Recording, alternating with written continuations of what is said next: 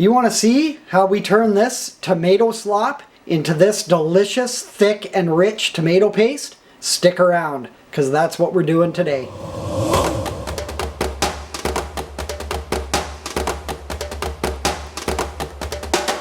Hey guys!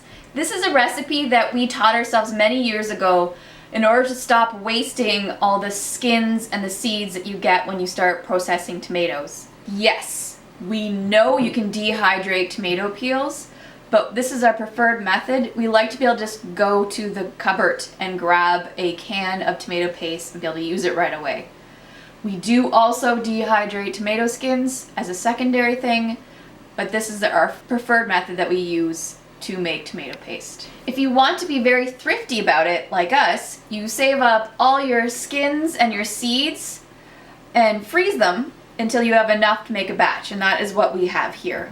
While this is cooking down, we will be processing a whole bunch of cherry tomatoes to make our mock V8 juice, so we can take the skins and the seeds from that as well and add it in here while we're cooking it down. We'll be using 2 gallons of this tomato skins and seeds and tomato slop, let's call it, to make our tomato paste today. Sorry, I don't know how many pounds of tomatoes this came from, but it's enough to fill our pot that we're going to be using.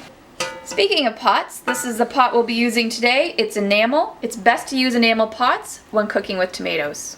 I'm going to add the tomato stuff in.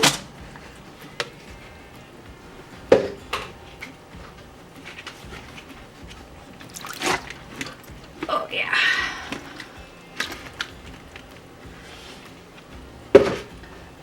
I'm also going to add in about 2 cups of water.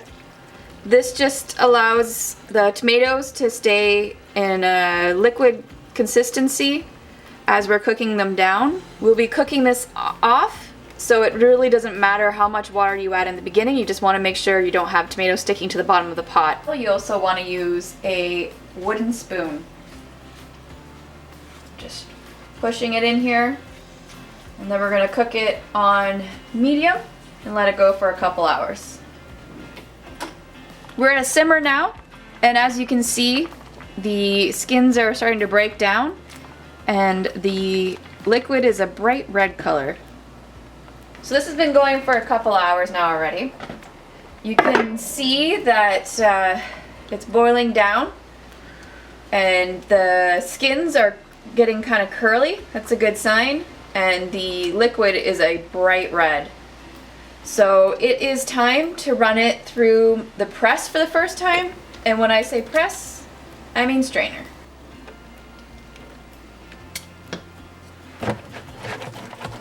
So you just push it through the screen with a wooden spoon.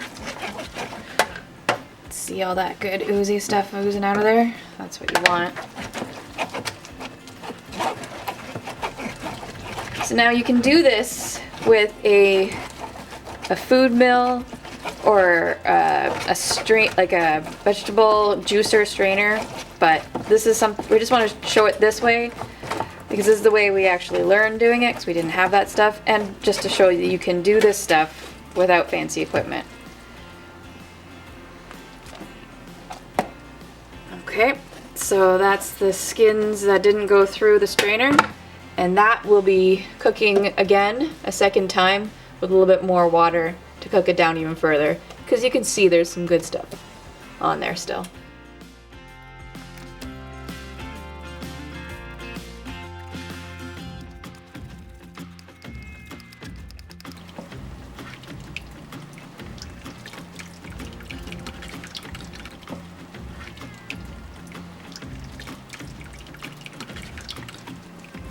Just look at how thick and rich this looks already, and we haven't even reduced it down yet.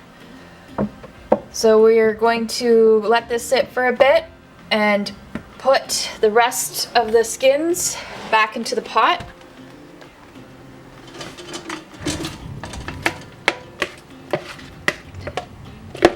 And add in about a cup of water this time, nothing specific, just enough to, again, put enough liquid in there so it doesn't stick to the pot.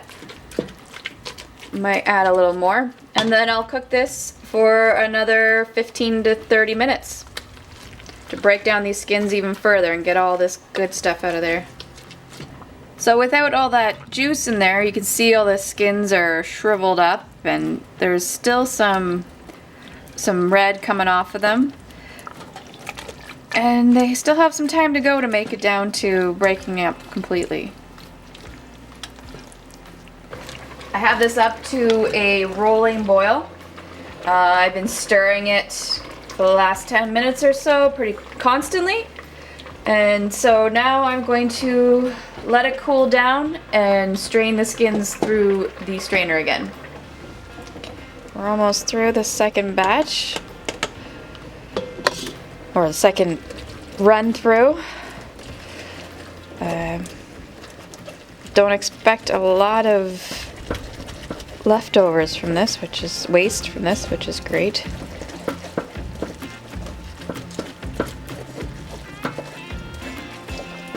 See how stringy the skin is?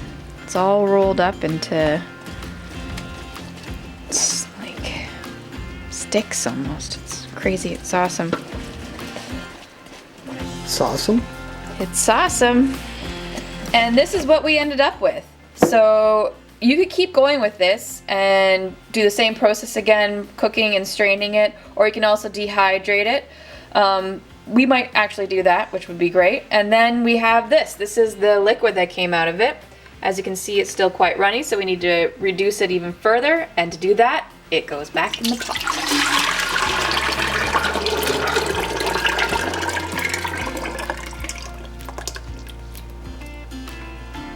So we'll just bring this back up to a simmer, get some steam coming out of there, get the liquid out of there so it's a lot thicker, more like paste. And you'll know when it's the right consistency when you hold it up on your spoon and it sits on your spoon, it doesn't just pour off.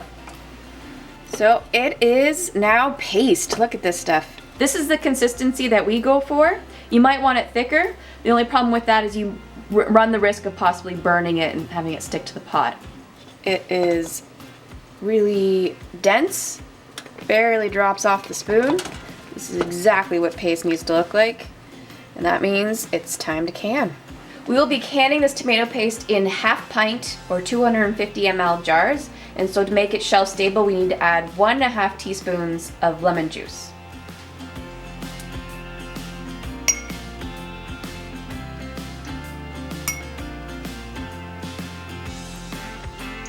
All we have left to do now is put the tomato paste in the jars, put on the lids, and seal them up.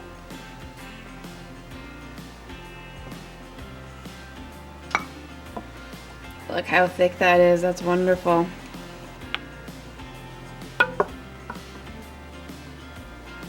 So we started off with 2 gallons of tomato slop. We should have weighed it, but we didn't. And what we ended up with is 10 1/2 pints of tomato paste.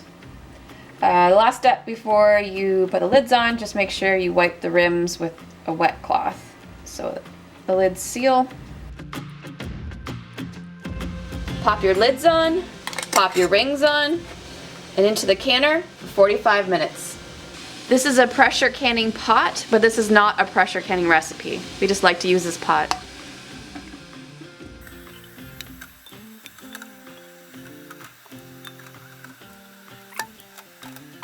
We'll let this get up to a rolling boil and then we'll set our timer for 45 minutes. And that, my friends, is how we make tomato paste. You can use this tomato paste just like any you find at a grocery store.